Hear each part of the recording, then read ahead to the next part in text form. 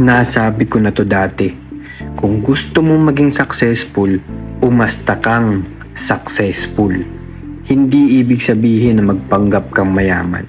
Ang ibig sabihin, i-practice mo na ngayon ang mga habits ng isang successful na tao. Yung pagiging on time, yung pagtupad mo sa mga pangako mo sa sarili mo. Tapusin mo yung sinimulan mo. Kasi ang success, hindi lang yan destination. Isa muna itong identity. Hindi ka magiging disiplinado kapag successful ka na. Magiging successful ka dahil naging disiplinado ka. Hindi ka rin magiging professional kapag malaki na yung income mo. Lalaki kasi ang income mo dahil professional ka na ngayon pa lang. Your habits create your future.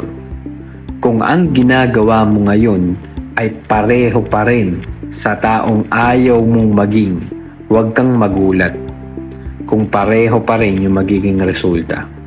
Start acting like the person you want to become. Hindi para magpanggap, kundi para unti-unting maging totoo iyang pangarap mo.